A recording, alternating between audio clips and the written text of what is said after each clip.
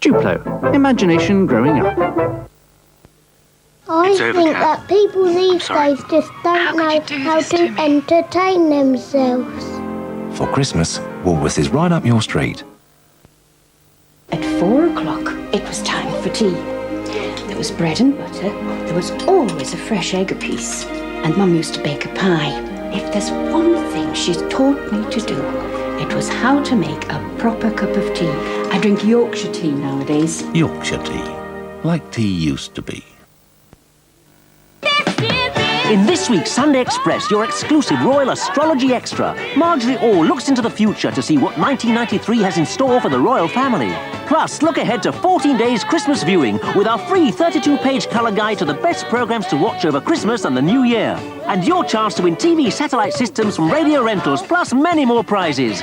Don't forget your free TV guide for the festive season. It's all in the newspaper of the year, the Sunday Express. Carling Black Label, $6.99 for 12 large cans. Do yourself a favour, be a liquor In saver. Quick Save.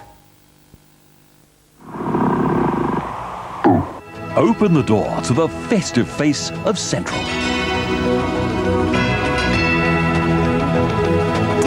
He's in love. I suppose you get used to that sort of thing when you go out with someone like him. What?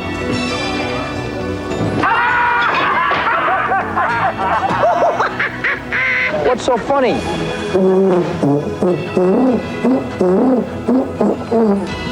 thought I wasn't bad, was I? Graham. You inhuman slime! Well, sort of, yeah. Merry Christmas. Central, the face of the festive season.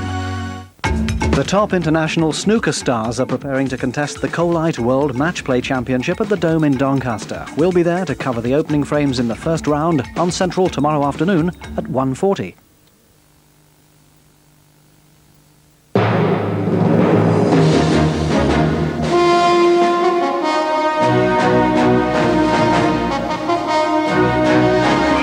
From the headquarters of ITN, News at 10 with Trevor McDonald. Bush orders troops to Somalia to help people live. Relief to the starving, 2 British Hercules will help. How a spotlight and a curtain caused the winds of fire. And a nationwide alert begins to stop the IRA at Christmas.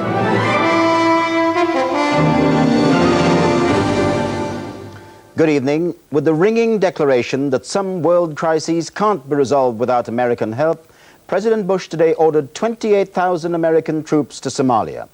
Their job, to protect the country's only lifeline, convoys of food and medicines meant for the starving, but now at the mercy of rival clan leaders and armed bandits. The first Marines will hit the beaches of Somalia early next week. Mr. Bush said, America must act to let Somalia's children live. Our Washington correspondent Bill Neely is at the Pentagon now. Military leaders are busy here tonight planning how 28,000 US troops can get into Somalia, feed a starving people, and get out again unharmed. President Bush assured them and an anxious nation today, we will not fail. It may be his last act as president. Today he asked for and got the support of congressional leaders to intervene in Somalia. I have given the order to Secretary Cheney. Then an address to the voters who rejected him in last month's election. Only the United States has the global reach to place a large security force on the ground in such a distant place quickly and efficiently, and thus save thousands of innocents from death. But he didn't say how long US troops would have to stay. The operation will begin with the United States Marine Corps personnel going ashore. It's not a war, as military chiefs made clear by announcing their plan in detail. It will begin with a Marine landing in Somalia early next week.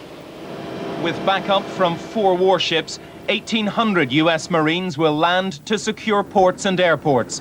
They have orders to disarm roving gunmen, to give them money for weapons if necessary. We are not seeking a confrontation. We are not going expecting that we will be engaged in heavy combat against well-armed hostile forces. 26,000 troops will follow over 4 weeks. More may be sent. The US hopes to hand over to a peacekeeping force within 6 weeks and to be out within 3 months. 15 votes in favor. The unanimous authorization from the UN doesn't spell out how the mission is to be judged a success and when troops can leave. But the UN says it's an historic moment. It is the first time that a group of states will intervene for a purely humanitarian reason. There are dissenters. I think it's a mistake to have U.S. troops involved in it. And the terms of the engagement are not clearly spelled out, and I think that's a mistake. You will have a view shared by many in a country so fearful of another Vietnam-style quagmire.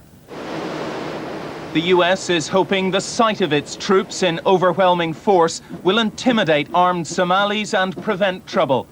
Whether order can be sustained when the troops have fed the hungry and leave is quite another matter. Well, here at the Pentagon, they made clear today that it isn't part of their mission to restore political... Nothing about it.